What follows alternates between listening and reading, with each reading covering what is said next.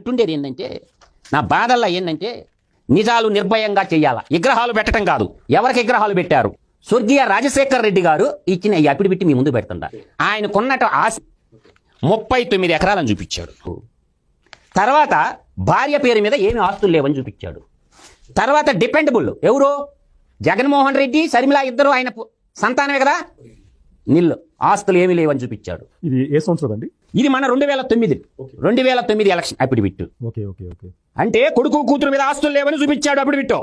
Non agriculture land nil, అంటే commercial ఆస్తులు ఏమి లేవు రాజశేఖర్ రెడ్డికి. Rajareddy street, Pulivendula, Kadapa district 83 square యార్డ్ల ఇల్లు.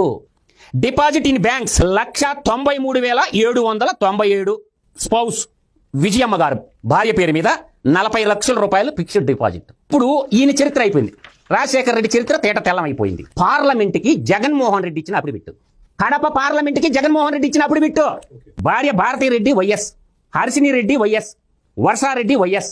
దీంట్లో 2009, 2010కి Jaganmohan Reddy total income source in income tax returns 36,59,59,731 రూపాయలు చూపించాడు.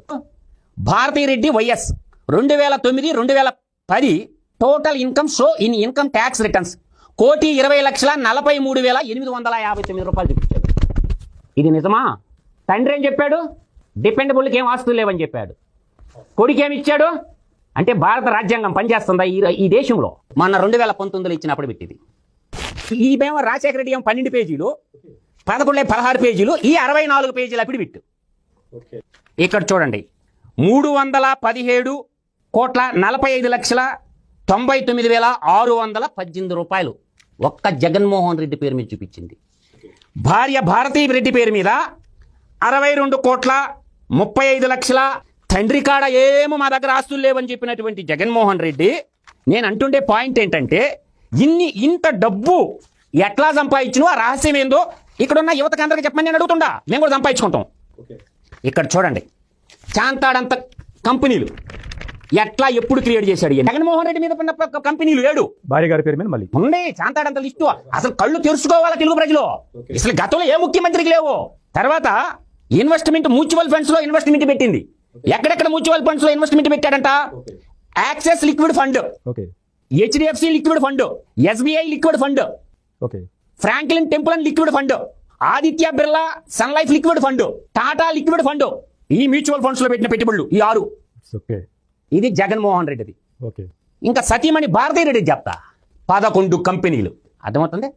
తర్వాత ఇన్వెస్ట్మెంట్ మ్యూచువల్ ఫండ్స్, అంటే భార్య పేరు మీద ఇన్వెస్ట్మెంట్ మ్యూచువల్ ఫండ్స్ లో ఏ కంపెనీలో పెట్టాడు? DSP equity saving funds regular plan, ICI principal equity అంటే డెబిట్ ఫండ్ గ్రోత్ లో పెట్టాడు, HDFC index fund Sensex plan growth, తర్వాత Kotak standard multi cap fund regular plan, UTI dual advantage fixed term fund, UTI Nifty index fund, UTI Nifty index fund growth, తర్వాత NMDC equity shares. ఇంకా ఇలా చెప్పుకుంటూ పోతే లక్ష్మణం భార్య అయిపోయింది. మళ్ళీ కూతురు ఎవరు?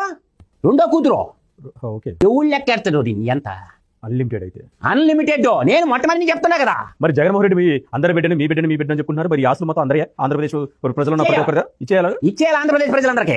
అసలు ఇన్ని కంపెనీలు, తండ్రి ఏమో నాకేమీ లేవు, నా కొడుకు మీద ఏమీ లేవు అని తండ్రి చూపిస్తాడు, కొడుకేమో నాకు ఎన్ని ఉండని చూపిస్తాడు. జగన్మోహన్ రెడ్డి ముందు అదాని పనికిరాడు. ఇవన్నీ నేను చెప్పిన నా సొంత కవిత్వమే కాదు, ఎలక్షన్ కమిషన్ ఆఫ్ ఇండియాకి సబ్మిట్ చేసిన జగన్మోహన్ రెడ్డి పత్రాలు తీసుకొని చెప్తున్నా నేను.